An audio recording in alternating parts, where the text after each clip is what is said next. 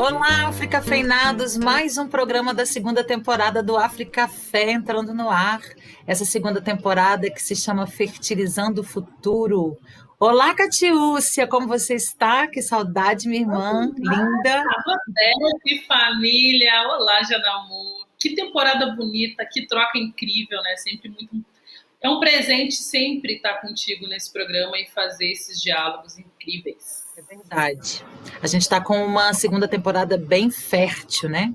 Bom, eu vou fazer a minha tradicional aqui autodescrição, né? Eu sou Janamor, sou uma mulher negra de pele clara. Eu estou hoje usando um turbantinho em preto e branco, um colar, uma peça indígena preto e branca também, uma blusinha branca, tô com tranças por debaixo desse gorrinho, num ambiente da minha sala, onde tem livros, um instrumento musical do meu lado, mais ou menos numa proporção de sala, uma sala, um escritóriozinho. Catiúcia? Um lugar lindo, diga-se de passagem. Bom, eu sou Catiúcia Ribeiro, sou uma mulher preta, hoje estou com cabelos crespos, mais um pouco abaixo dos ombros. Estou vestida com uma roupa branca, com um brinco branco, com um brinco amarelo, né, com um anel de cristal. Estou sentada num ambiente que tem alguns elementos das filosofias africanas, egípcias e urubás. Atrás de mim tem uma samambaia lindíssima no ambiente da minha casa. O tema de hoje é masculinidades pretas, lucidez e potência. Nossa primeira temporada, as nossas Africafeinadas desejavam muito que a gente trouxesse a participação dos homens pretos para o Africafé, para a nossa gira filosófica. E esse foi um tema sugerido na primeira temporada, e agora na segunda temporada a gente conseguiu tornar este tema uma das nossas mesas e das nossas pautas, dos nossos temas. E a gente vai ter a participação do Túlio Custódio. Quer fazer a apresentação dele, Cati? Lógico, sempre. É um presente para nós receber o Túlio e atender a solicitação dos nossos afrocafeinados. Túlio Custódio é sociólogo e sócio e curador de conhecimento da Inexplorado. Pesquisa sobre neoliberalismo, subjetividade de trabalho e também desenvolve pesquisas sobre masculinidades, desigualdades e questão racial. Eu vou começar aqui com uma fala do Túlio antes de chamar ele para o Xirê. Aliás, vamos chamar ele primeiro para o Xirê. Túlio, se apresente, bem-vindo ao nosso Xirê, bem-vindo ao Africafé. Olá, eu sou Túlio Custódio, sou um homem negro de 36 anos. Eu estou vestido, apesar de ser sexta-feira, geralmente eu uso branco, mas hoje eu estou de cinza, porque eu estou fazendo algumas coisas na casa. Eu estou de mudança. Nesse exato momento eu estou no que seria o meu novo escritório, que ainda não está com meus livros, e tem uma parede amarela e a minha mesa com um computador, enfim, onde eu estou trabalhando. Primeiro de tudo, agradeço muito pelo convite. É uma oportunidade, uma honra estar aqui com vocês, participar dessa gira filosófica. Adorei esse termo, achei inspirador e, enfim, é uma honra estar aqui. É isso, sou o Túlio, estou aqui, vamos conversar sobre esse tema que, enfim, é bastante importante, né? É verdade, Túlio. Eu vou começar a nossa gira aqui trazendo uma das suas falas, uma aspas, assim. O modelo de masculinidade hegemônica patriarcal é baseado no homem branco e em um modelo muito específico de homem branco, que é o homem branco, cisgênero, hétero, detentor de riquezas, de posses, próprio do poder, uma figura muito ligada à do coronel, que é esse lugar que o colonialismo traz. Túlio, eu trouxe essa aspas para poder começar a nossa conversa, te provocando a respeito de rupturas dos estereótipos. É preciso primeiro identificar esses estereótipos para depois proporcionar essa ruptura. Como que a gente proporciona isso? Como que a gente provoca isso na diáspora? Como que a gente gatilha isso nos homens pretos? Maravilhoso. Acho que essa já é uma primeira provocação espetacular. Esse processo de identificar o estereótipo, ele é muito importante. Eu acho que a gente faz isso há algumas décadas, né, na verdade séculos, né, de entender qual é o nosso papel como pessoas negras na diáspora e como que esses lugares e olhares, imagens sobre nós vão sendo construídos e, na verdade, são construídos para a destruição, né? Ao identificar essa construção, de certa maneira, a gente consegue identificar onde estão os problemas, né? Onde vão sendo reproduzidos os sentidos que sempre vão jogando a gente para aquele lugar, né? De marginalidade, subalternidade, etc. e tal.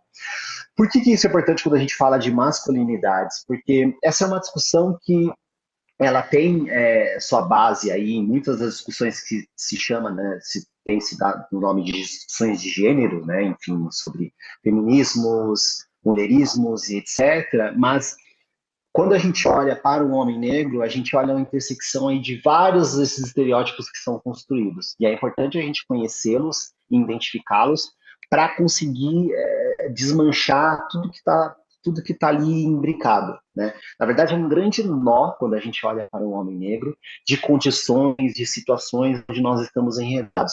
E é um nó não só pelo olhar e imagem que se projeta sobre nós, né? Ou seja, o que se espera de nós, como os olhos recaem sobre nós, mas é um nó também em relação às nossas ações, né? É um nó em relação às nossas próprias expectativas e demandas que nós, homens, nesse papel de homens negros construímos, e a gente precisa desvelar né, tirar esse nó e desmanchar esse processo.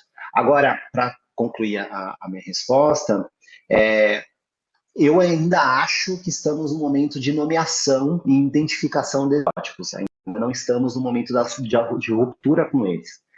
Para haver ruptura, para haver uma construção transformadora e revolucionária, a gente ainda precisa vislumbrar outros caminhos. Eu acho, é a minha opinião, minha visão, que esses caminhos ainda não estão colocados. Eu acho que eles estão sendo construídos e colocados assim, eles estão sendo sugeridos, né? Acho que a Catiúcia aqui presente, né? Uma referência maiores que temos no Brasil de filosofia africana, tensões de falar mais sobre isso, mas esses caminhos ainda não estão dados. E aí, sem esses caminhos dados, dificilmente essa ruptura vai acontecer. Então, mas não que isso seja um problema. Eu acho que a gente tem que fazer bem esse trabalho de identificar e demarcar bem esses estereótipos, porque é só consciente deles que, de alguma forma, a gente começa a mover caminhos, né, a tirar as pedras dos obstáculos. Enfim.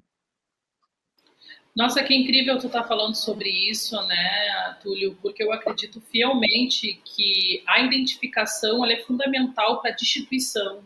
E muitas das vezes eu acredito que é muito fruto dessa efervescência, né, dessa coisa de querer respirar transformações, enfim, né, já que a gente está numa fase de tremenda ebulição. Mas sem identificar esses estereótipos, a gente não vai conseguir nem reconhecê-los, tampouco nomeá-los. E eu gosto muito, né, da afirmação que tu traz, por exemplo, quando a gente reconhece esses estereótipos, a gente consegue entender, por exemplo, que para homens negros, muitos deles ainda estão distantes. Pode parecer um pouco paradoxal numa sociedade extremamente machista, numa sociedade extremamente patriarcal, na qual os homens negros também, né, dialogam e experimentam essas realidades. Mas o que eu queria te perguntar é o seguinte, você acredita, então, que com a destituição desses conceitos fica mais possível deslumbrar que essa estrutura ela não está para o homem negro?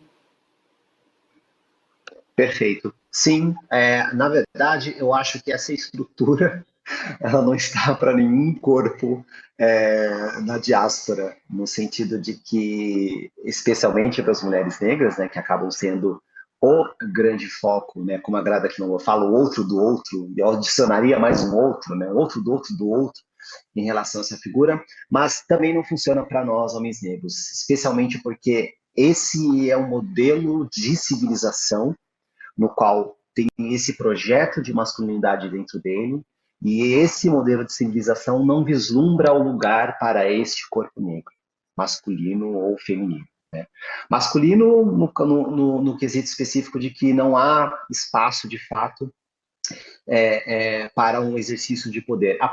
O próprio significado do que significa ser um homem numa realidade patriarcal, colonialista, supremacista branca, capitalista, imperialista, ela é uma lógica defasada, né? O fato da gente responder à pergunta, né, que homem sou eu, né, que homem quero ser, ela já vem carregada de uma série de pressupostos que ainda, em grande parte, são ancorados numa lógica de dominação, opressão e exploração sobre o outro. Né? Exercício de poder, exercício de agressividade, exercício de autoridade. Então, para não viajar demais e voltar à pergunta, essa lógica não serve a nós porque ela está enredada num projeto civilizatório que leva à aniquilação. É um projeto baseado na morte e não na vida. E quando eu falo na morte, não estou falando de necropolítica, não sobre isso, né? Mas é um projeto que ele é baseado numa visão que separa, hierarquiza e aniquila aquele outro que representa o ser inferiorizado, o outro polo, ou simplesmente o outro. Né? Não tem como a gente prosperar nessa lógica de projeto civilizatório. Né? Todas as emendas, todos os sentidos, todos os conceitos e todas as etiquetas que a gente acaba vestindo dentro do projeto, né, por mais contraditórias que elas sejam, e a gente pode falar um pouco sobre isso depois, elas tendem a encaminhar dentro desse projeto de aniquilação. Então, não há como, né, eu falei sim em relação a essa pergunta, porque não há, de certa maneira, como a gente prosperar dentro dessa lógica que contempla não só um horizonte muito específico de racialidade, afinal, a raça, ela compreende uma estrutura dentro desse projeto civilizatório, né? As raças, elas são colocadas como esse lugar de distinção e conformação daquele que merece viver, daquele que merece morrer. O gênero, obviamente, que a gente está falando aqui, existe também essa delimitação sobre uma lógica do gênero que aquele que merece ser subserviente, servir, e aquele que merece ser colocado, mas também as outras questões concretas sobre território, sobre corpo, sobre localidade, né? Que, enfim, dentro desse projeto, pensando que nós vivemos um país que, novamente, patriarcal, né? Ele é patriarcal misógino, ele é colonialista, ele é superiorista branco, né? Que é diferente da supremacia, a gente também pode falar disso também depois, né? Independente, uma lógica, dificilmente essas etiquetas, elas podem funcionar a nosso favor. Pelo contrário, elas tendem a nos deprimir. Enfim. Você trouxe aqui uma questão interessante, que são as relações de poder que influenciam nessa construção da identidade desse homem preto, né? Você falou de raça, você falou de classe, você falou de gênero, né? Você falou dessas questões que são determinantes na hora de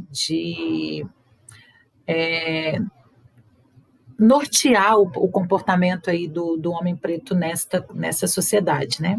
Eu queria que a gente que aprofundasse um pouco mais, no sentido de tentar elucidar e tornar mais nítido aos olhos, que a gente consiga entender essas relações de poder a olhos nus, que a gente não precise estar sempre com a lupa, porque, embora pareça óbvio, quando a gente está ali no movimento cotidiano, no nosso tradicional, isso não é tão óbvio assim, né?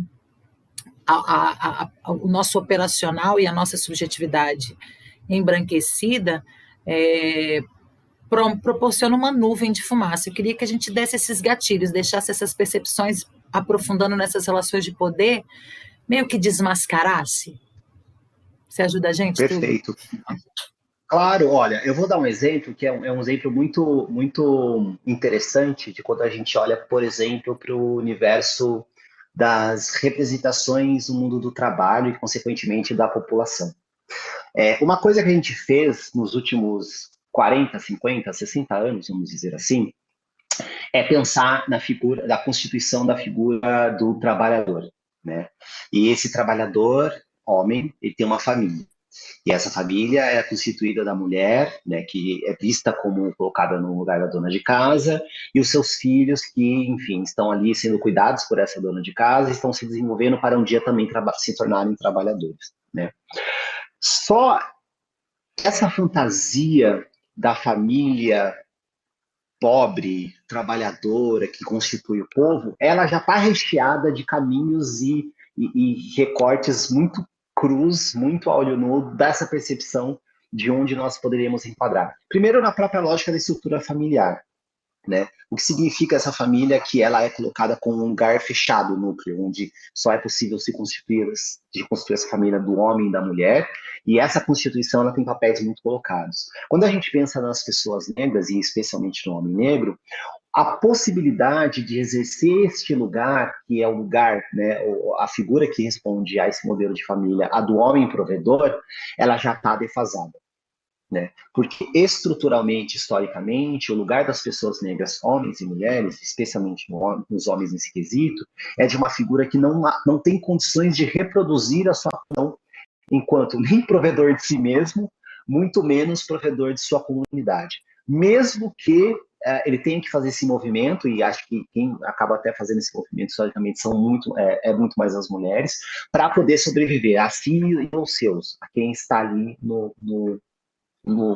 setor, mas estruturalmente esse lugar de provedor aí já tem problemas. Se a gente for olhar para a mulher, e é importante porque a imagem dela nessa ficção, ela também é colocada como, né, ela é construída em conjunto, né, a dona de casa, bom, de muitas das mulheres negras, né? Qual a condição efetiva de muitas delas estar dentro de casa esperando alguém trazer dinheiro e provê-la? Não, muitas vezes, na verdade, quase todas as vezes, historicamente, essa mulher está na rua trabalhando, está nos lugares trabalhando.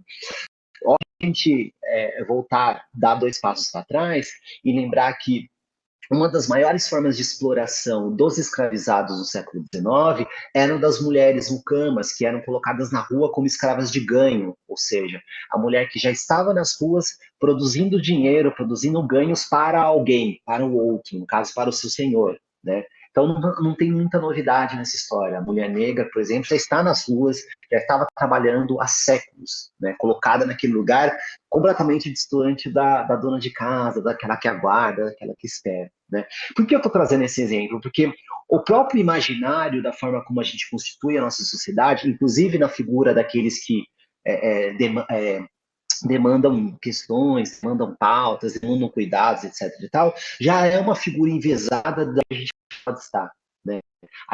Constrói a visão de nós mesmos, né? Como povo, como classe trabalhadora, como pessoas que estão lutando por políticas públicas, por acesso e tal, já é enviesada, já é limitada. Né? E essa visão que, infelizmente, faz com que a gente acabe fechando os olhos e não escutando e não percebendo uma série de outros movimentos que vão acontecendo, que vão perpetuando aquilo que o Abdias já explicava para a gente desde os anos 70, o projeto de genocídio do povo negro. Né? O encarceramento, por exemplo, quando eu não estou olhando o trabalhador, que na verdade é aquele criminalizado, que se torna uma mão de obra do crime, que nada mais é do que uma economia paralela. Né? E existe todo um fluxo dentro dessa economia paralela que é estatizada, né? E depois privatizada a partir das prisões, a partir do ciclo penitenciário. A gente está olhando uma realidade onde para parte daqueles homens que poderiam ser os provedores, na verdade, estão provendo um outro lugar.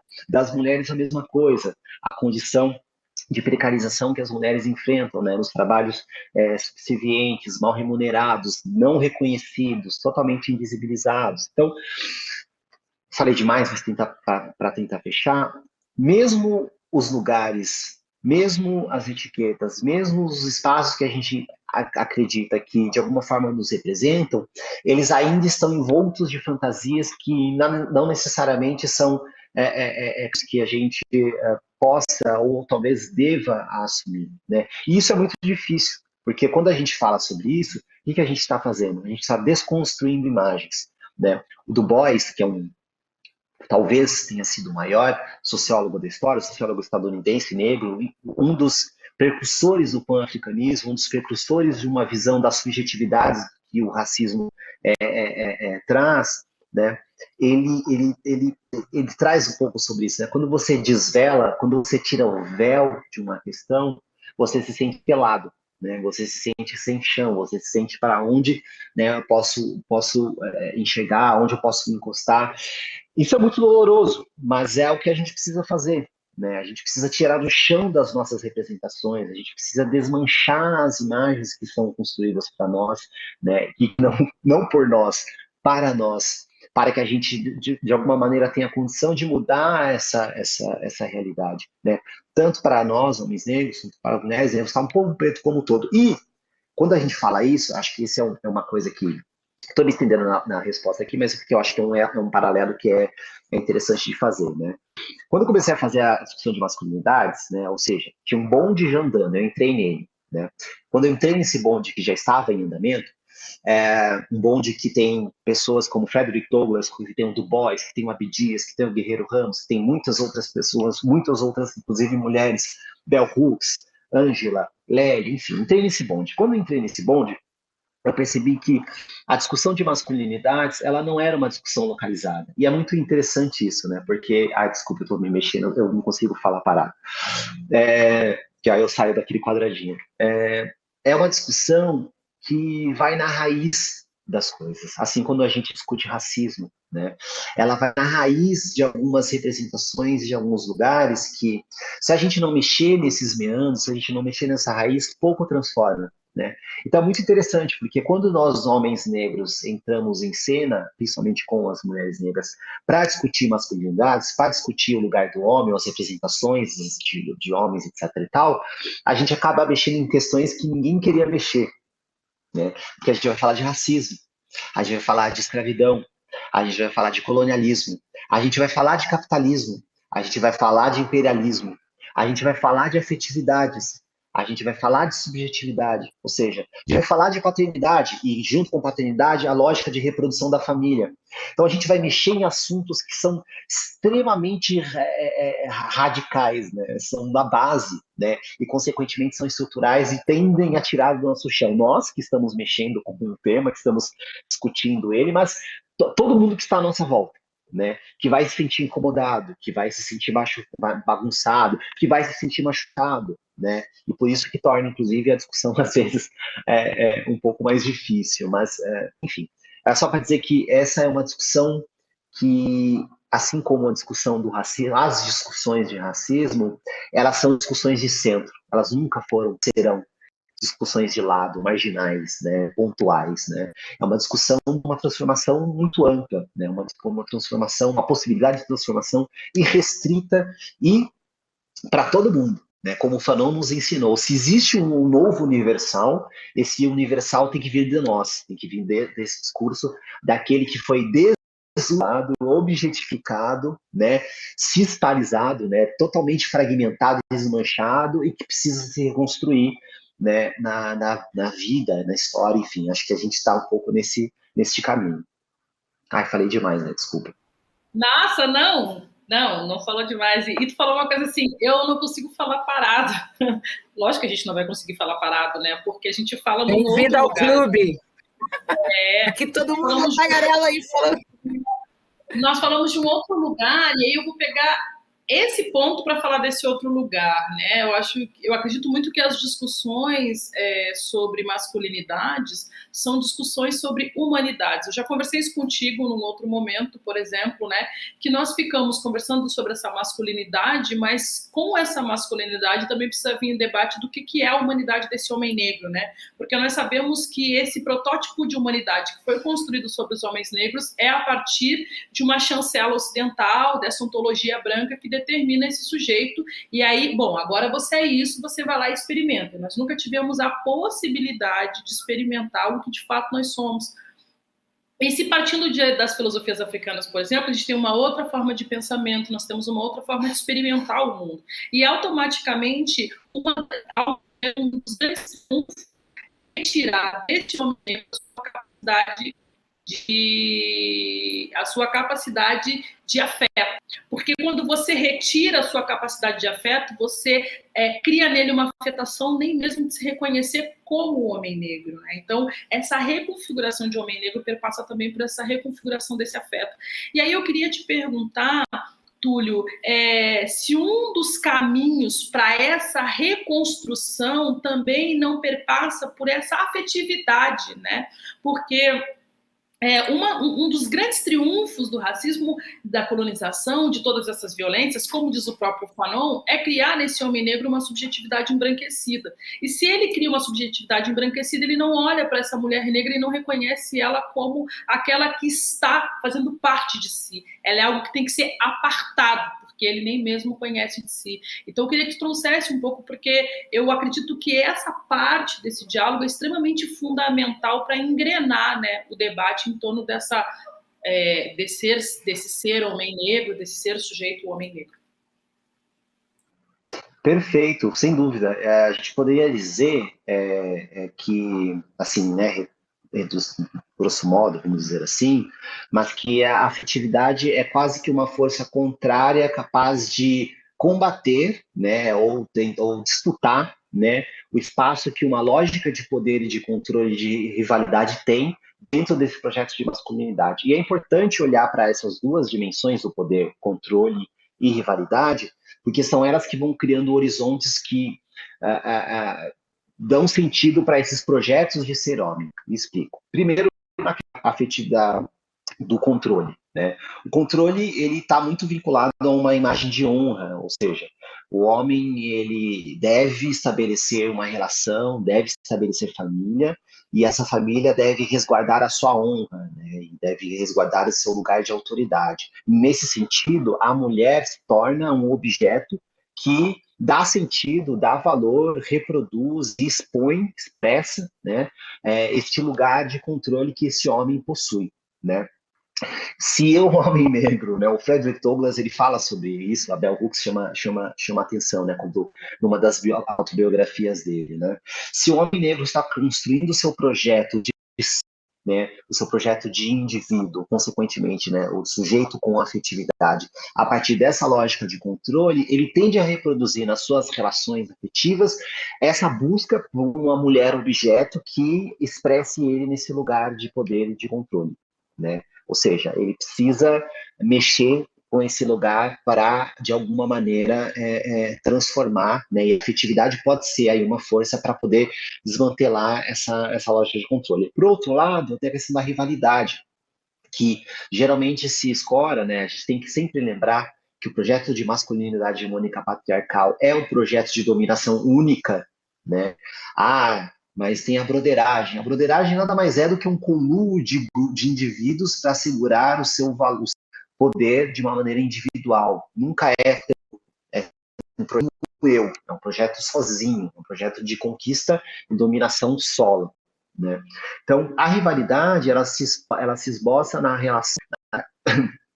relação de rivalidade que se tem com outros homens. Né? Então, se esse homem investe esse projeto de masculinidade, onde ele vai enxergar outros homens negros como rivais, né, ele vai tender novamente a reproduzir uma lógica que mais o afunda, né, que mais o aniquila do que o coloca num lugar de conquista ou de mudança, etc. Então, a afetividade ela vai contra isso, porque a afetividade ela pode, né, não é que ela vai, não é receita de bolo. A afetividade ela pode gerar uma outra relação humanizada com essa mulher e com outras pessoas, que no caso, né, não se trata só de relações que a gente chama, né, no nosso mundo de heterossexuais ou heteronormativas. Ela vai buscar a relação com esse outro humano no seu lugar de humanidade, né, o reconhecimento desta pessoa, e não falo nem do outro, né, da pessoa, onde ela é, em quem ela é e como comunidade. Né? Então, são outros tipos de laços e conexões que a gente constrói. Isso é tão importante, porque é um desafio muito grande para nós, não só nós, homens negros, não só observar, entender e perceber a humanidade da mulher negra na sua negritude, mas a humanidade da mulher negra na sua mulheridade também. No sentido de que a gente precisa sair desse projeto de masculinidade que enxerga a mulher também como objeto. E as duas coisas estão operando ali com força. Por isso, como a Grada, felizmente e também infelizmente, trouxe, né, o outro do outro do outro. Né? Então, é um desafio, né? Usar a afetividade como uma forma de desmanchar este lugar, né, que afasta, né, que coloca a mulher no outro polo principalmente a mulher negra, outro polo que não nosso. E também em relação a outros homens negros, né? A questão da não rivalidade, né? E eu diria, inclusive, não só com homens, com as mulheres também, porque a gente tem visto isso um pouco, né? Como numa lógica de que, como se os homens negros estivessem competindo com as mulheres negras, né? Pelos poucos acessos que essa sociedade racista traz a nós, né? Impõe a nós, controla a nós, né?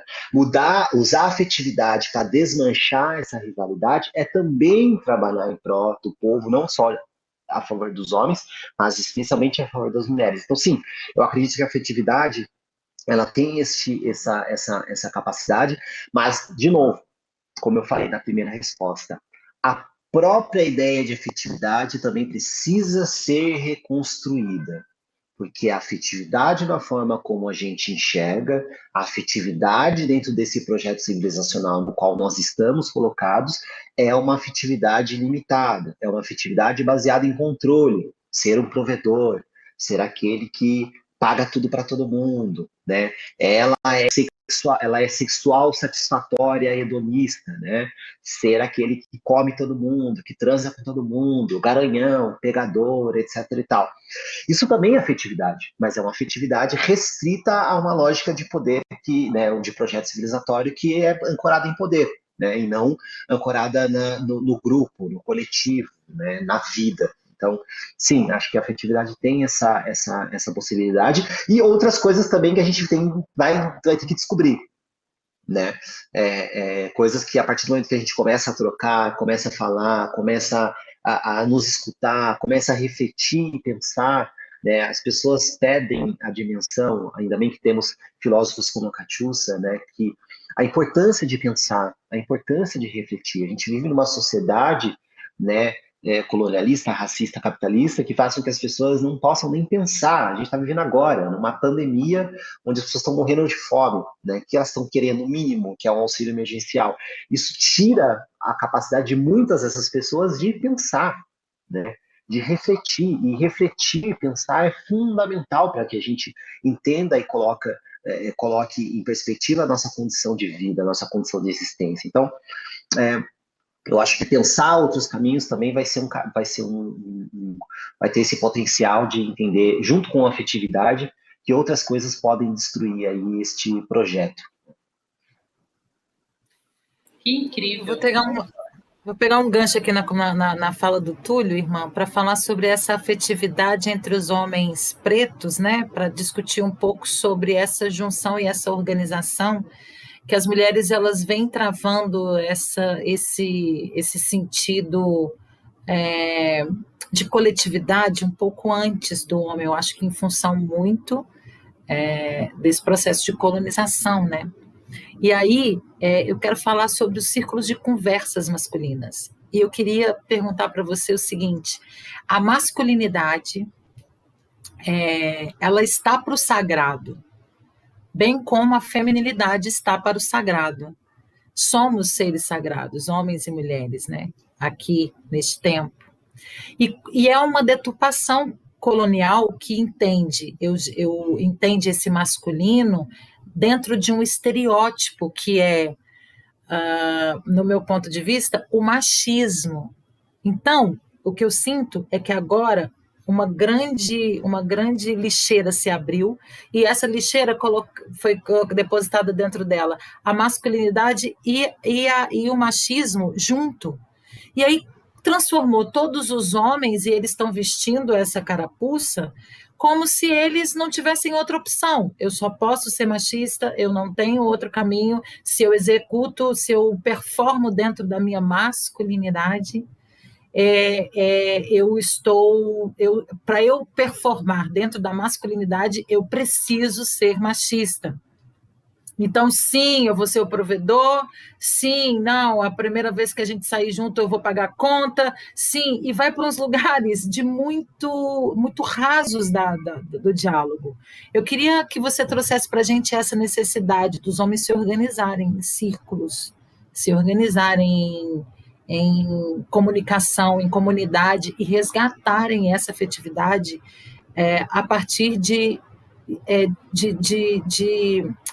dividirem as suas experiências. Eu me curo quando vou para um círculo de conversa com as minhas irmãs. E isso não é diferente porque com os homens. Mas por que a dificuldade de acessar esse lugar? Muito bom esse ponto. Tem várias coisas que você falou que a gente pode desmembrar em conversa, mas acho que o primeiro ponto é este lugar que, até na forma como a gente enuncia, tem a ver com um projeto civilizatório no qual nós estamos inseridos, né? A gente tem usado muito o termo masculinidade de, ao invés de masculinidades, né? Nós vivemos num contexto civilizatório que tende a singularizar, a reduzir para objetificar as experiências, né? Então a gente fala o negro, a gente fala a mulher, a gente fala masculinidade de, né? Consegue olhar que existe uma multiplicidade, uma pluralidade, uma pluriversalidade de questões, visões, opções e perspectivas, né? E que é muito difícil a gente chegar dessa maneira, né?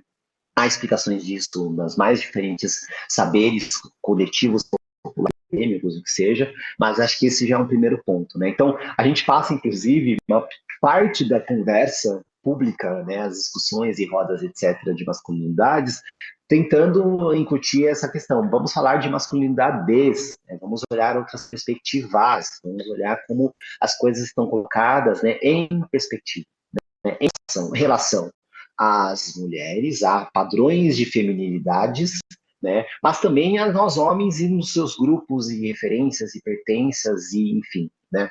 Tem né, sem querer ser um chato, diletante, mas tem um textinho do Du Bois, de 1892, que é um texto que na época foi um pouco polêmico, né? Que se chama A Conservação. E o Du Bois ele faz uma reflexão nesse texto, é um texto que ele escreveu para ler na formatura dele, né? Como um dos primeiros doutores negros em Harvard. E ele fala sobre a contribuição e a mensagem que o povo negro ainda não teve a oportunidade de trazer ao mundo, né?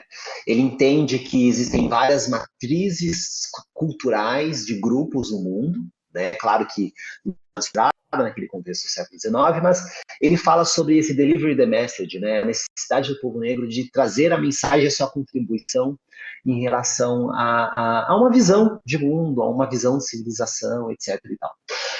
Eu acho que quando a gente singulariza termos como a masculinidade, a gente perde a dimensão, inclusive, dessas contribuições que a gente pode ter. A Bell Hooks mesmo fala sobre isso, né? Existem modelos de masculinidade exercidos pelos homens negros, né, no contexto dela, estadunidense, do Sul, etc., que nunca são colocados em pautas quando a gente pensa em unidade específica. Aí vem o segundo ponto, a partir da provocação que você colocou, genial, que é essa simplificação em transformar a discussão de masculinidade numa discussão de toxicidade, né? Como se uma coisa fosse igual a outra. Até os meninos do aquele grupo lá, Papo de Homem, eles que têm uma perspectiva, né, também pontual em relação a coisas que eles discutem, mas eles têm percebido, eles falaram já sobre isso quando eles cruzaram dados, eles conseguiram perceber como as buscas, né, naquela ferramenta de trends do Google, nos últimos anos, a busca por masculinidade se transformou na busca por masculinidade tóxica, né? Apontando que as pessoas estão entendendo que uma coisa é igual à outra, né? As pessoas acham que falar de masculinidade é automaticamente falar de masculinidade tóxica, e é um problema, né? Porque, de novo, a gente não está necessariamente nomeando o que seriam os problemas desse projeto de masculinidade hegemônica patriarcal, porque você ouve masculinidade tóxica, mas você não ouve essa expressão, né? Você não ouve uma discussão sobre o racismo na perspectiva de masculinidade, você não ouve uma discussão sobre o classismo em uma lógica de masculinidade, ou a questão dos corpos, né? O que significa um ideal de corpo também de masculinidade. Você ouve masculinidade tóxica, né? E como ela acaba esvaziando o sentido das possibilidades, da pluriversalidade de ver masculinidades. Agora, e a Constituição já colocou isso, né? Masculinidades é uma discussão de humanidades, né? E é sempre a partir dela que a gente tem que partir, né? Eu costumo provocar os outros homens no universo das masculinidades, as rodas, né? Se a gente estiver fazendo uma discussão que é para terminar no abraço coletivo dos brothers, não estamos fazendo isso direito, né? Porque o lugar dessa discussão, O lugar dessa reflexão é para a transformação do coletivo. Nós, homens, estamos inseridos num coletivo. Nós estamos usando essa etiqueta, porque a partir dessa etiqueta a gente consegue identificar problemas que, inclusive, nós, homens, estamos reproduzindo, mas o trabalho é coletivo para o todo. Não dá para pensar pontualmente. Não dá para pensar numa trajetória onde eu saia homem e termine homem. Né? Assim como a mulher começou lá e termina mulher, né? Essa trajetória, esse caminho, ele tem que cruzar e percorrer o conjunto, porque senão não faz muito, né? Não faz muito sentido. Então, acho que o segundo ponto é esse, né? De como essa discussão ela tem, de certa maneira, sido esvaziada quando ela é singularizada, e de alguma maneira a gente vai cometendo esses equívocos de achar que falar de masculinidade, né, singular, é falar de masculinidade tóxica. Tem um terceiro ponto, que é o lugar de nós, homens, dentro dessa discussão, né? Que é a partir do momento que eu estou me identificando com os elementos dessa tal masculinidade tóxica, o que eu faço com isso, né? Que é outro problema do projeto civilizacional onde nós estamos vivendo, especialmente de uma lógica de pensar que vários outros grandes pensadoras e pensadores negros nos ensinaram nos últimos tempos, que é a mentalidade voltada para valores de mercado, né? A mentalidade voltada para valores de mercado é uma mentalidade voltada para o consumo, né? É voltada para uma ideia de que existe um problema, vou identificar esse problema para resolver consumindo algo ou um produto ou serviço que vai atender e responder a este problema. Não é assim que a gente vai falar de coisas sobre nós humanos, né? De nós pessoas, né? Um consumo pronto, dado para resolver as questões de masculinidade e, consequentemente, de masculinidades. Então, quando muitos de nós homens fazemos essa pergunta, me identifiquei como um másculo tóxico, o que eu faço, né?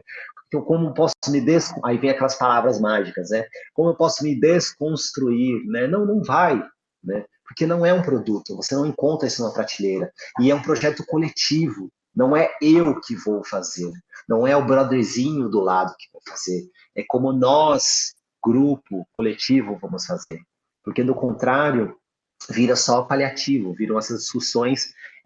Hoje mesmo, né, isso aconteceu com mulheres, mas para mim é um bom exemplo de quando a lógica de identidades, Cornel West fala disso, né, autenticidade racial, por exemplo, mas quando a lógica de identidades, ela vem de uma maneira esvaziada e ela acaba se tornando contra as pessoas, né? Eu vi naquele podcast do Café da Manhã da Folha a história de uma mandala feminista, né? Ou seja, estavam fazendo uma pirâmide financeira para enganar mulheres, partindo da lógica da ideia de identidade e retirando dinheiro delas. Recentemente, não sei se vocês lembram, até porque que eu me lembro, aconteceu no Rio de Janeiro, a gente teve isso com a questão racial, né? Um brodinho lá usou a questão da identidade racial, afroinvestimento e pegou dinheiro de uma galera, fugiu com esse dinheiro, né? Isso, para mim, são exemplos de quando a gente tenta responder as questões de forma individual, né? O que eu vou fazer para mudar a minha situação? Né? O que eu vou fazer para me desconstruir? Esse tipo de coisa leva para esse lado. Soluções individuais, pontuais, que não resolvem, só atrapalham, geram mais dor e frustração e não faz o que a gente precisa, né? Que é, de fato, buscar a transformação, buscar a ruptura, né? Irmão, assim, tão incrível te ouvir. E aí tu estava trazendo uma questão que é uma questão do poder, né? Claro que a gente está falando de projeto civilizatório.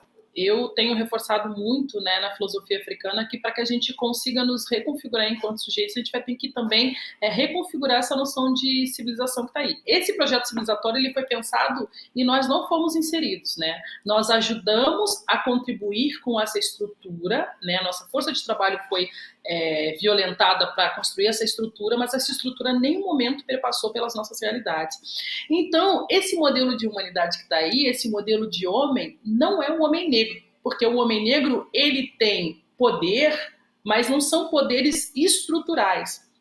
Mas, numa certa medida, numa sociedade que não te dá absolutamente nada, onde você está sempre no lugar de subalternizado, violentado e na mira do genocídio, como fala Dias, muitas das vezes esse homem negro, tirar essa capa de homem negro, do machismo, é extremamente difícil, porque é o único poder que ele tem. O único momento que ele tem agência, né, é no momento que ele está desenvolvendo esse modelo de poder sobre a sua companheira, sobre a sua filha, sobre a sua mãe. É no momento que ele se sente sujeito, é no momento que ele se sente agente da ação. Porque isso também é agência, né? Então, assim, eu queria que tu falasse um pouco disso, né? Porque muitas das vezes isso é uma questão que sempre trava no debate, né? É entender que, assim, há um benefício nesse lugar, é um momento que ele se sente sujeito. Quando ele está se relacionando com 4, 5, 10, 15, 20, é o momento que ele tem, que ele é sujeito. O momento que ele está dando prazer para 4, 5, até mesmo que parece meio paradoxal, mas quando ele está promovendo violência, ele também é protagonista. Sem dúvida, sem dúvida. E para mim, isso é um dos Comentar, Kátia, centros numa coisa, tem da até uma frase reflexão. que é muito comum. Desculpa, Túlio, Não, pode falar, pode falar. Imagina, tem uma imagina. expressão Não, que os homens usam muito, que eu já ouvi muito, que é eu sou sujeito homem. Quando a Cátia trouxe essa reflexão, eu já me desloquei para várias situações em que eu fui confrontado, que estava ali no embate, e aí fui, né? O argumento é: eu faço isso porque eu sou sujeito homem, né? como se fosse uma entidade ontológica, né, que explicasse e auto-naturalizasse uma série de coisas. Muito bom, muito bom. Para mim é uma das questões centrais, né? Como que a própria lógica de agência ela é vestida desses lugares e dessas configurações. Eu acho que o desafio para nós é mostrar que essa é uma agência que volta-se contra nós, porque apesar dela trazer algum tipo de satisfação momentânea, né? Uma satisfação dessublimada, como o Marcuse lá falava nos anos 60, ela é pontual e ela não serve em termos de grupo, em termos de civilização para todos os outros. Na verdade, ela age contra, né? No caso dos homens negros, ela é uma agência que, dentro do projeto de masculinidade hegemônica patriarcal, serve para reproduzir a própria lógica do genocídio, né? Porque ela atenta contra ele mesmo, né? A esse sujeito que está agindo, né? O garanhão, o homem que, né, acha que está abalando, que está exercendo a violência como uma forma de, olha só, eu sou sujeito homem, me respeite, me honre, etc e tal. Mas lugar onde esse é como assim, não existe escapatória em relação a esse lugar de representação.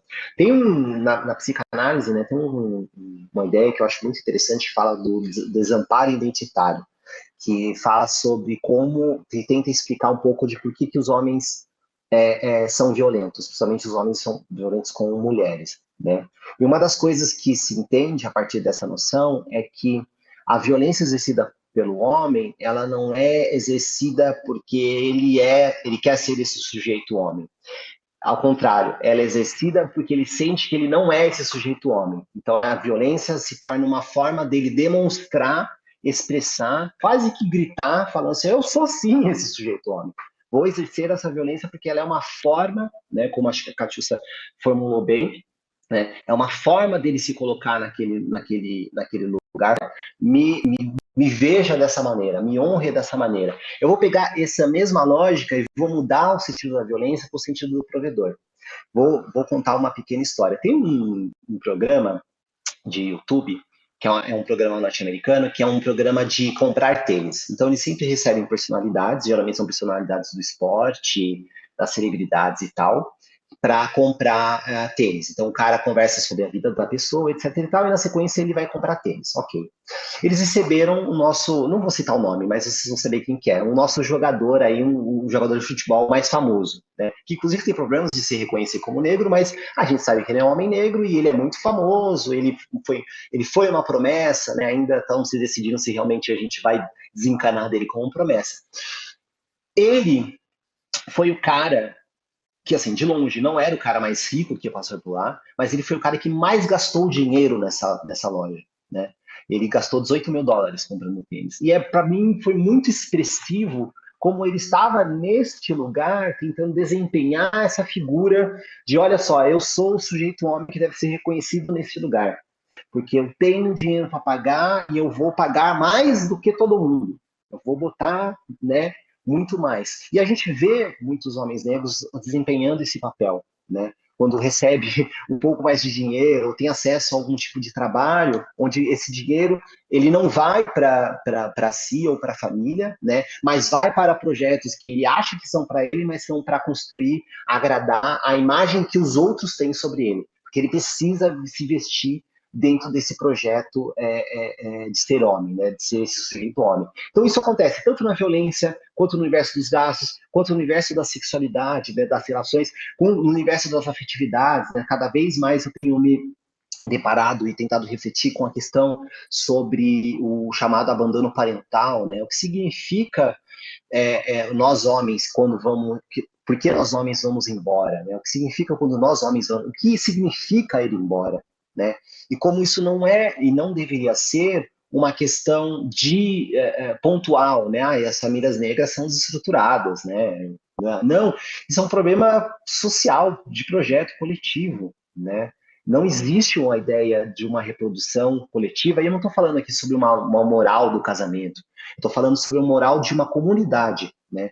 Porque o ir embora não é o ir embora da família, é geralmente ir embora da comunidade, né? É se afastar dos laços, né? É cortar e quebrar, destroçar laços, e esses laços vão ter consequências diretas nessas pessoas que foram quebradas, né? Não só nas mulheres, nos filhos, nos pais, nos irmãos, naquela comunidade que de alguma forma foi fraturada, né, por aquele. Né? Claro que também tem aquele que vai embora porque ele é ido, né? Que são os assassinatos, etc. e tal. Mas essa é uma outra discussão, mas que também envolve essa questão dessa quebra de laços, né? Dessas comunidades fragmentadas e que de alguma forma vão tentando se reproduzir nessa fragmentação. Então, portanto, este lugar, né, essa imagem, ela precisa ser fortemente questionada e não ser vista como um questionamento, como eu dei o exemplo agora do abandono parental, né? Ah, mas isso é uma discussão de fórum íntimo, né? Ou fiscalização de pai, de família, né? Etc. e tal. Não, é entender onde isso atinge, onde isso se relaciona diretamente com o todo no seu redor, né? Uma das coisas que a gente tenta discutir, né, é legado. Né? Quando você está olhando para a filosofia africana, você debulha, porque tem muita lição sobre visão e legado e comunidade e genericidade em relação ao que vem de trás e o que vai para frente.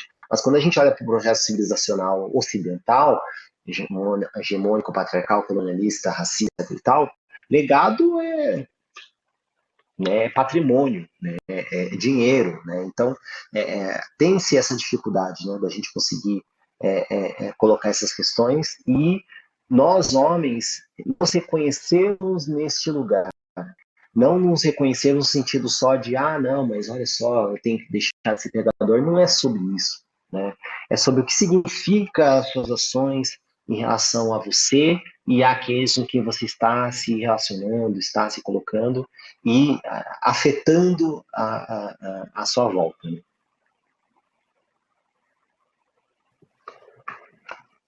Maravilhosa a sua fala, e você trouxe aí umas questões que eu queria pontuar e olhar sobre uma ótica da violência, né? Porque a violência ela tem muitas maneiras de se manifestar aí na vida da população preta, né? E eu acho que esse próprio despertar dentro da diáspora para esse tema que a gente está trazendo, né? Masculinidades, lucidez e potência. Então, quando a gente esse próprio despertar, ele é um processo muito violento, porque não é fácil você olhar para todas essas potências minadas com lucidez e não perceber os atravessamentos de violência que você sofreu ao longo da sua caminhada, da sua própria travessia. Então, eu queria trazer essa reflexão e te perguntar se você acha que é possível uma retomada dessas potências através de um cuidado, de uma atenção especial para a saúde física e mental do homem preto? Ótimo ponto. A saúde mental, ela tem sido uma discussão que ela tem ganhado muito espaço e eu gosto muito disso.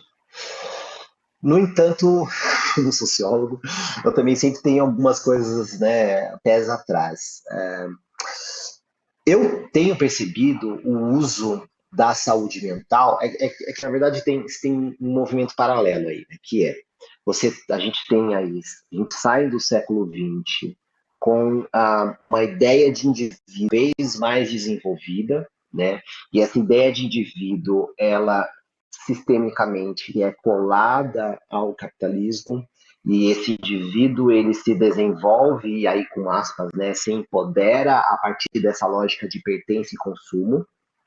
E aí tudo que aglutina a essa noção de montar-se um indivíduo, né, que é muito esse processo, né, de montar-se um indivíduo, acaba se tornando foco, né, de debates e conversas públicas. Não é à toa que as tretas que a gente tem tido de debates públicos, por exemplo, sobre questões de identidade, tem a ver com com a absorção que a própria lógica de identidade teve ao montar-se como indivíduo, né? Onde você vê pessoas se conectando a uma discussão de identidade que serve para se justificar e se colocar perante ao outro, ao contrário de um olhar para o conjunto, olhar para o coletivo. A gente vê essa discussão entre nós, pessoas pretas, e agora a gente está vendo principalmente também em pessoas dos povos originários, né, indígenas, enfim. Então, essa é uma discussão que está acontecendo ainda, mas dentro dela, a gente, do montar esse indivíduo, tem esse processo da saúde mental, né,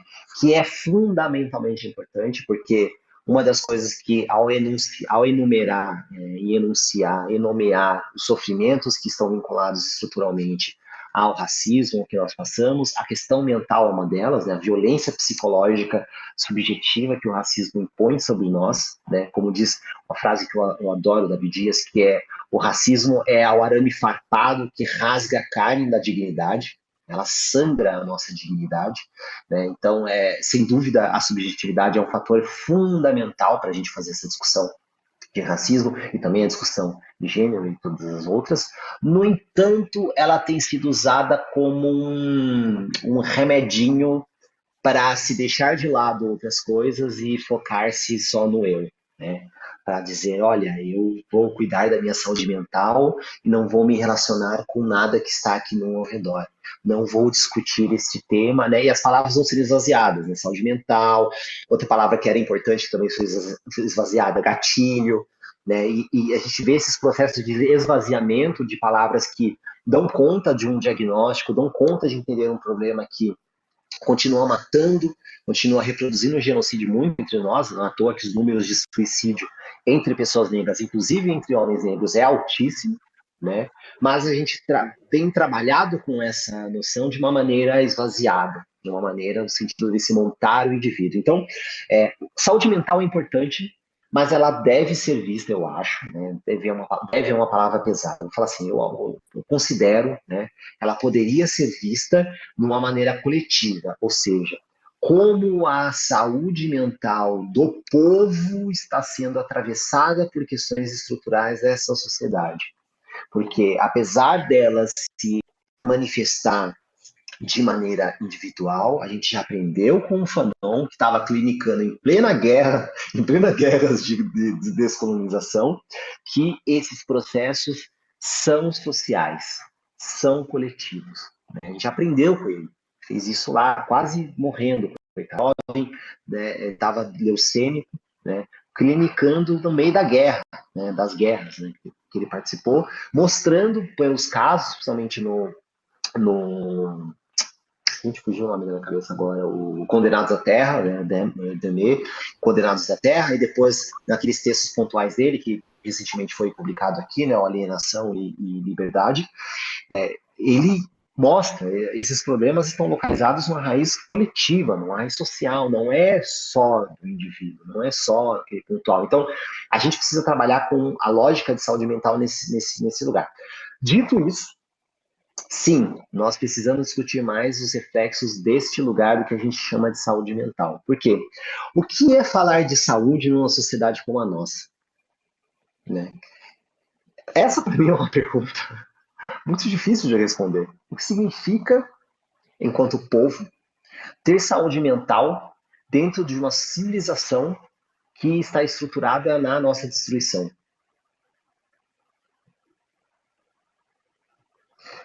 Eu acho que a gente só consegue responder essa pergunta se a gente fala em transformação, se a gente fala em revolução, talvez. A gente fala em mudança dos parâmetros civilizacionais, nos quais não só nós estamos inseridos, mas a própria noção de saúde é colocada.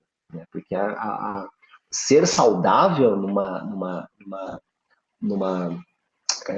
sociedade como a nossa é, assim, enfim, é algo que ainda é muito difícil de se entender. A gente tenta entender pontualmente, né, saudabilidade, sei lá, na alimentação, saudabilidade de exercícios, saudabilidade das horas, né, regras de dormir, etc e tal, mas repare que ainda assim são coisas que são muito pontuais, né, e que de alguma forma ainda residem nas pessoas individualmente. Agora, coletivamente, o que significa ter saúde? Então, eu acho que é uma discussão importante, mas tem essas respostas ou outras perguntas que precisam ser geradas para a gente conseguir avançar nessa discussão. Até porque, por mais que a velha fala, né, a velha não é, né, velha de 5 anos, né, que a gente vem falando, faça terapia, faça terapia, faça terapia, seja importante, inclusive, ainda bem que nós temos cada vez mais programas que, inclusive, promovem saúde,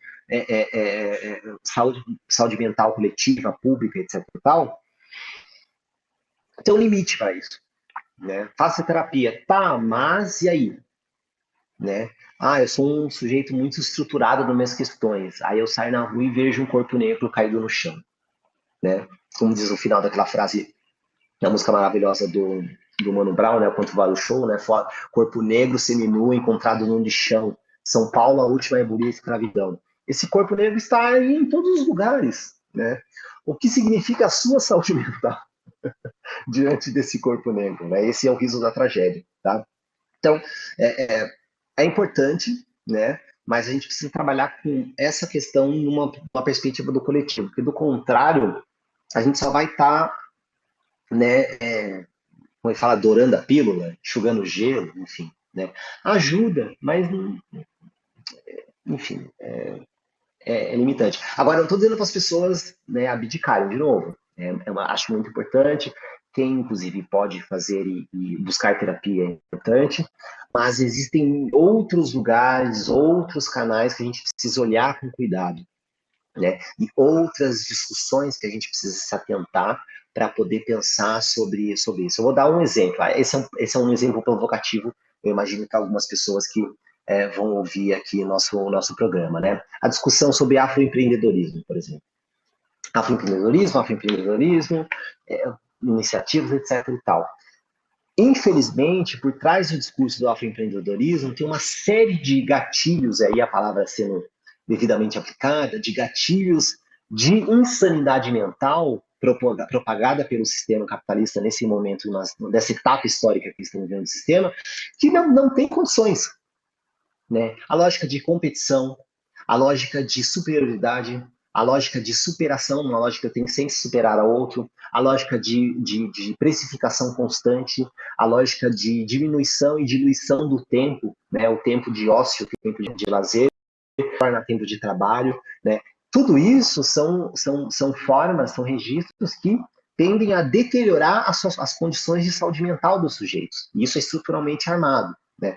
Então, mesmo o discurso que tem sido usado como uma forma de reconhecimento e até de transformação das condições na qual nós, enquanto povo, estamos, ele ainda carrega alguns problemas em relação a essa questão da saúde mental, a forma para onde nós vamos chegar. A gente está pensando nisso? A gente está vislumbrando isso? Ou a gente vai usar as mesmas estratégias do sistema, que é culpabilizar individualmente aquela pessoa que não conseguiu dar conta do recado, né? Dizer que não, é ela que não deu conta, ela não conseguiu, né? Ela teve um burnout, né? Enfim, então, enfim, só para não estender muito, mas eu acho que é uma discussão que é importante, mas a gente precisa fazer ela de uma forma que não seja pornográfica, no sentido de ela não é só aquilo que está dado pra gente, né? A gente não pode pegar só um manual, não é nem esse, tá? Porque o Christian é um querido, né? Um livro novo dele, por exemplo, aqui, o Biografia da Depressão, a gente não é isso não é um exemplo, só estou aventando, mas a gente pegar um manual sobre saúde mental e sair reproduzindo. A gente precisa ir um pouco além, né? Tem outras camadas que a nossa experiência específica da racialidade promove e que a gente precisa levar isso em consideração na hora da gente pensar que é saúde mental para nós. Nossa, eu estava pensando, tu falando de saúde mental e que a nossa saúde mental não é única, né? Eu penso muito que, me debruçando na filosofia africana, eu tenho muito pensado que a gente precisa de uma ética que é individual, mas se ela não se pressupõe coletiva, ela não funciona. Então não adianta eu estar curada se a coletividade não está curada. Até mesmo porque tem uma questão de um campo energético, né? Então quando eu vejo um homem negro caído no chão, esse homem negro sou eu, porque numa fração de segundo, no átimo de segundo, a gente pensa, poderia ser eu no seu lugar, né? Já dizia o próprio Mano Brown. Pensando nisso, caminhando para os encaminhamentos finais, porque esse programa poderia durar 15 horas, que seria incrível, eu queria, pensando um projeto de futuro, entendendo que esse modelo de homem negro, ele não é um homem negro que nós vamos achar no futuro, pelo menos eu acredito, né? É um homem negro que muitas das pistas estão no passado, né? De reconhecer o que nós nem sequer sabemos o que nós somos, para tentar colocar essa experiência para mudar esse modelo que aí à frente está. Então eu te pergunto, eu fiz essa pergunta no backstage, eu vou te perguntar agora aqui, assim, é um projeto que nós conseguimos vislumbrar para agora ou é um projeto que nós conseguimos garantir a permanência e a sobrevivência do nosso povo, porque pensar à frente é pensar a nossa sobrevivência? Sem dúvida. É um projeto que... Bom, é contraditório, porque ele já está se realizando, mas Exu, né? Exu ensina. Ele já está se realizando, porque de alguma forma ele começou a se realizar, mas ele não vai se completar enquanto não continuar ou processar essa realização. Ele já está sendo realizado. Essa conversa que a gente está tendo agora é um exemplo disso, né? Essas nomeações, essas percepções, todas as vontades e nós falarmos sobre isso, debatermos sobre isso, pensarmos sobre isso, lermos sobre isso, isso já mostra que há uma realização que começa lá atrás, né? Com os nossos que também estavam debruçados sobre pensar em nós, pensar em si, pensar em todos, né? Mas, sem dúvida, é algo também a se realizar, porque a cada passo que se forma uma nova pedra, né, que se coloca, que vai se construindo um caminho, que vai chegar a um lugar.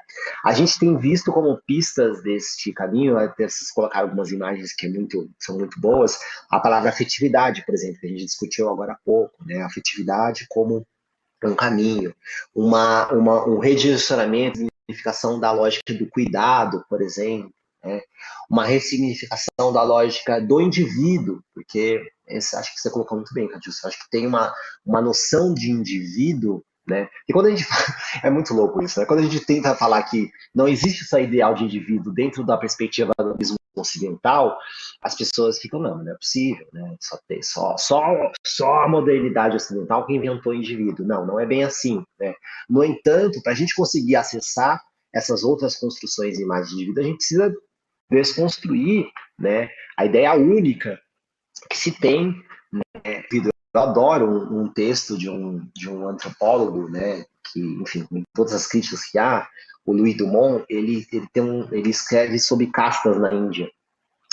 E para falar sobre castas, ele começa o trabalho dele, né, o Homem Hierárquicos, falando sobre indivíduo e hierarquia, falando assim, olha, se vocês não entenderem a uma sociedade que não é ancorada nessa lógica de indivíduo que vocês têm, eu não vou conseguir explicar o que eu preciso explicar para vocês, né? Então, porque senão vocês já vão começar lendo achando que, olha só, né, com a visão colonialista, né? Tipo, então, os indianos são os atrasados porque eles vivem em castas, porque um ser é superior ao outro, blá, blá, blá, blá, blá. Então, esses sentidos, essas imagens, elas só vão poder ser construídas se a gente desmanchar, né, desbotar os sentidos que estão sendo colocados para nós, né, de indivíduo, de sujeito, de agente, de coletivo, né, de uma palavra que cada vez mais hoje a galera adora, empatia, né, solidariedade. Então,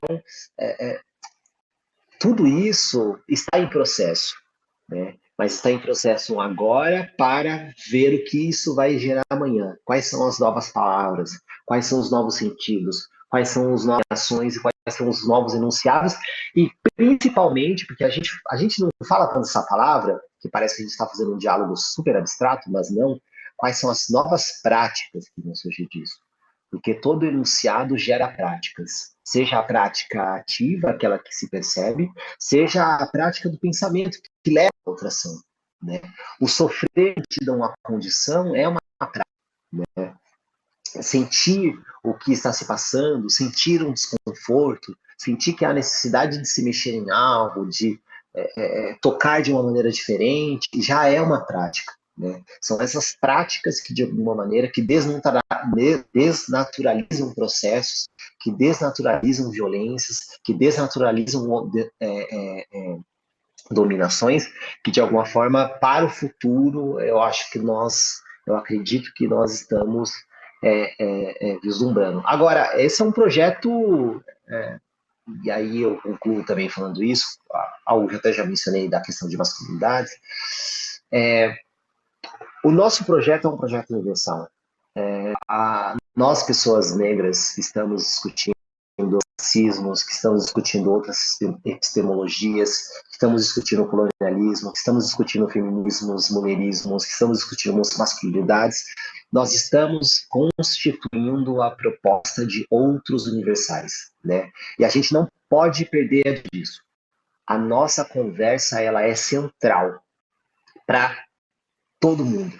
Não é possível, não é viável que nenhuma conversa sobre futuro não passe por nós. Não tem como, não dá, não é possível. Se essa conversa não estiver passando por nós e fundamentalmente tenha nós como agente dela, né, fazendo ela acontecer, promovendo ela, né, e aí também a gente precisa desbotar um pouco da lógica do sentido da palavra protagonismo, que ela também pode levar a enredos que são limitantes, mas agentes dela, né, partes desse processo e todos desse processo, não tem como a gente continuar para nós mesmos e para o como um todo. Eu acho que se a gente fosse tirar esse túmulo e fôssemos fazer uma releitura do Conservation of Race, da conservação das eu acho que é isso que o Du Bois estaria falando hoje, né? Nós partimos de um lugar da contribuição, da delivery the message, para um lugar de, olha, a gente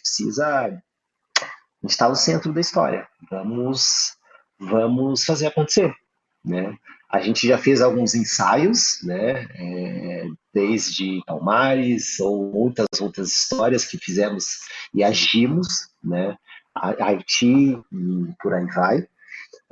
Nós estamos no centro, então está na hora da gente também assumir isso para nós, né? Não só para os outros, mas para nós também, de que temos que buscar soluções de novos universais, né? Enfim, eu acho que a gente está nesse lugar, né? Enfim. Uau, que conversa emancipadora e lúcida e potente que era a proposta dessa conversa. Quero te agradecer, Túlio, dizer que o Africafé se sente muito honrado em recebê-lo. As suas perspectivas nos emancipam muito, nos colocam num lugar de reflexão muito positivo. Obrigada pela disponibilidade em estar aqui com a gente. Tenho certeza que as africafeinadas e os africafeinados estão muito contentes com essa partilha. Kátia, vou abrir para as considerações finais de vocês. Obrigada, Hotep, família. Eu vou deixar o Túlio fechar esse xirê filosófico. Eu só tenho a agradecer, espero que minhas falas não tenham sido muito malucas, enfim, e espero que a gente tenha conseguido, eu pelo menos assim eu senti, né? É um lugar de troca, um lugar de falas, um lugar de perspectivas, o que a gente precisa. Nós não podemos abrir mão das falas, nós não podemos abrir mão das reflexões, né? É assim que a gente compartilha conhecimento, é assim que a gente compartilha experiências e é assim que a gente vai construindo, de fato, o mundo que nós queremos e que nós podemos, né? Então, só quero agradecer por esse espaço, só quero agradecer pelas irmãs, pelo convite, é um prazer vir na rádio estar aqui. E é isso, vamos seguir nessas conversas, nesses fluxos e enfim, espero que todas e todos que estejam escutando sintam-se aí também atravessados por alguma coisa que a gente e que gere outras conversas e enfim, por aí. Acho que eu lembro que acho que o título, não lembro se era o título do programa, mas era Fertilizando o Futuro, né? Enfim, então Da nossa a gente está temporada. semeando, né? É isso Da aí. temporada. Então a gente está semeando. É isso. Maravilha. E para a gente seguir fertilizando o futuro, a gente precisa do seu apoio, então nos sigam nas redes sociais. O Túlio tem uma página pessoal, Túlio Custódio, Catiúcia Ribeiro também a página pessoal. Nós temos o África Café, eu sou Jana Amor. Siga a gente nos podcasts, siga a gente no YouTube, é muito importante essa parceria para que a gente siga juntos. Vitória é o nosso destino, até a próxima. Tchau. Axé, família.